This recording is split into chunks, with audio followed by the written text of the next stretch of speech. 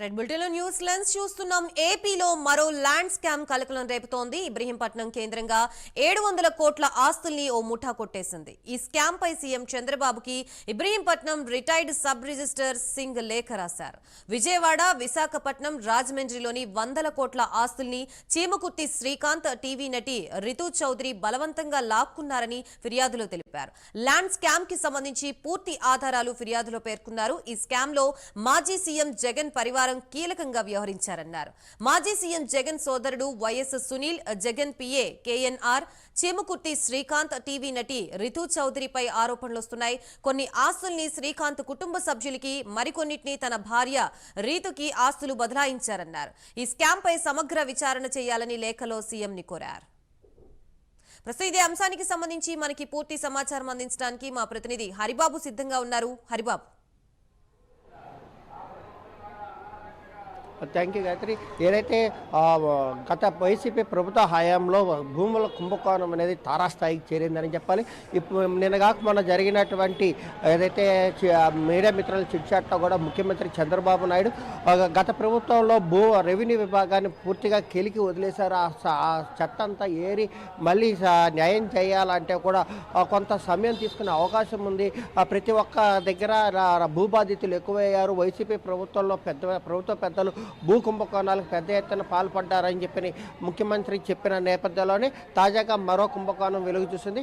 ఏదైతే విశాఖపట్నం, రాజమండ్రి, విజయవాడలో ఉన్నటువంటి విలువైన భూములని బలవంతంగా భారతీయ అనుచరులు కొంతమంది లాక్కున్నారని, భారతీయ పేరు చెప్తూ కూడా వాళ్ళంతా దందాలు సాగించారని చెప్పని ఒక రిటైర్డ్ సబ్ రిజిస్ట్రార్ ధర్మసింగ్ అనే అతను ఈరోజు నిన్న ముఖ్యమంత్రికి లేఖ రాయడం ఒక సంచలనం రేపిందని చెప్పాలి. అటు వైసీపీ పట్ల కూడా ఇది తీవ్ర కలకలాన్ని లేపుతున్న పరిస్థితి అయితే కనిపిస్తోంది. ఎందుకంటే కొంతమంది భూములు అమ్మడానికి ఇష్టపడకపోయినా, ఆస్తులు అమ్మడానికి ఇష్టం లేకపోయినా వాళ్ళని బెదిరించి, వాళ్ళని భయపెట్టి వాళ్ళ నుంచి భూములను అక్రమంగా రిజిస్ట్రేషన్ చేయించుకున్నారని చెప్పని కూడా ధర్మసింగ్ ఆ లేఖలో పేర్కొనడం జరిగింది. దానికి సంబంధించిన పూర్తి ఆధారాలన్నీ తన వద్ద ఉన్నాయి అని చెప్పని కూడా ఆయన పేర్కొనడం, దీని మీద విచారణ జరిపించి దోషుల మీద కఠిన చర్యలు చేపట్టాలని ధర్మసింగ్ కోరిన నేపథ్యంలోనే దానికి సంబంధించి కూడా కొన్ని ఆధారాలను కూడా అతను ముఖ్యమంత్రికి సమర్పించినట్టు తెలుస్తోంది.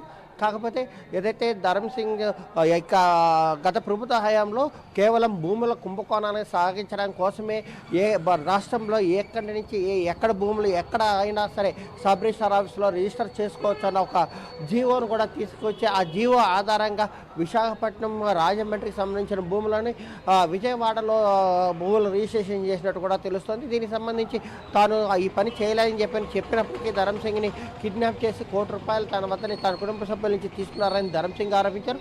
అలాగే దానికి సంబంధించి కూడా ఆ పూర్తి స్థాయిలో వివరాలన్నీ నా దగ్గర ఉన్నాయని చెప్పని తన కుటుంబ సభ్యులను కూడా భయభ్రాంతులకు గురి చేశారని చెప్పని ఆయన చెప్తున్న నేపథ్యంలో ప్రస్తుతం ఏసీబీ అధికారులు ధర్మసింగ్ని అదుపులోకి తీసుకొని ఒక రహస్య ప్రాంతంలో విచారిస్తున్నట్టు మనకు తెలుస్తోంది. దీనికి సంబంధించిన వివరాలు పూర్తి స్థాయిలో మరికొన్ని రోజుల్లో 1-2 రోజుల్లో పూర్తి స్థాయి వివరాలు బయటకు వచ్చే అవకాశం ఉందని చెప్పని పోలీసు అధికారులు చెప్తున్న పరిస్థితి అయితే కనిపిస్తోంది.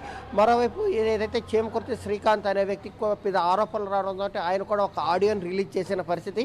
ఏదంటే తాను ఎక్కడా కానీ భూముల కుంభకోణానికి పాల్పడలేదని, తనకు వారసత్వంగా తన తండ్రిదండ్రులు తాతల నుంచి వచ్చిన ఆస్తులను తన భార్య పేరుతోటి తన పేరుతోటి రిజిస్ట్రేషన్ చేసుకున్నాను. దీని మీద తాను ఎక్కడికైనా చర్చకు సిద్ధమంటూ కూడా ఒక వీడియో రిలీజ్ చేసిన పరిస్థితి కనిపిస్తుంది.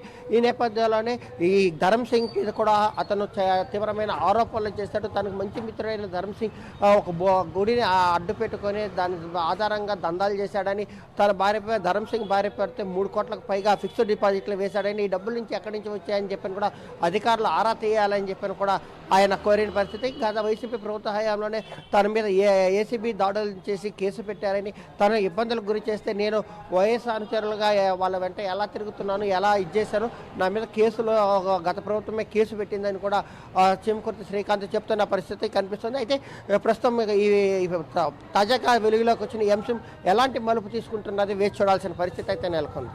Right, thank you Haribabu.